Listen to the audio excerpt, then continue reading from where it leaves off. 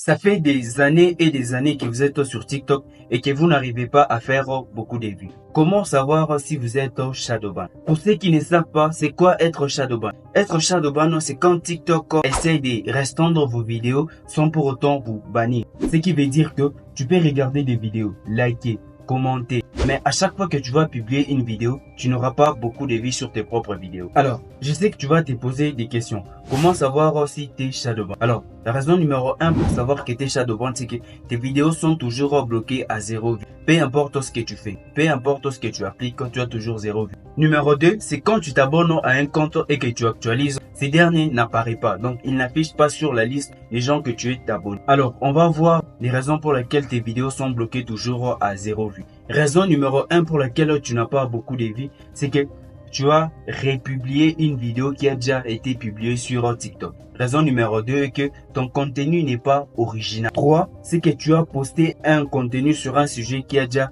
été interdit sur la plateforme. Prenons l'exemple de la violence, la sexualité, l'escroquerie et bien d'autres. 4, c'est parce que tu n'as pas préchauffé les comptes. Sur TikTok, il faut savoir qu'avant de publier une vidéo, il faut prendre au moins 15 à 10 minutes pour chauffer son compte. Et comment chauffer son compte? Regardez les vidéos, commenter et liker.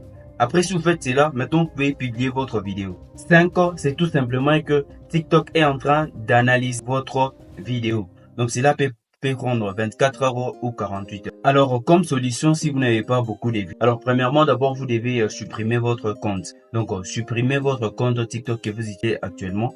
Deuxièmement, créez un autre compte, le nouveau compte que vous allez commencer à utiliser. Une fois que vous avez créé un nouveau compte, prenons-moi le temps de réchauffer ce compte. Ne publiez pas directement. Attendez 24 heures puis commencez à publier. Alors, une fois que vous voulez créer du contenu sur votre nouveau compte, prenons-moi le temps de regarder quelques vidéos des autres concurrents, commenter, liker et partager. Et maintenant que vous venez d'appliquer tout ce que je viens de vous dire dans cette vidéo, alors regardez ce qui marche sur la plateforme et vous essayez un peu de faire la même chose tout en ajoutant votre touche.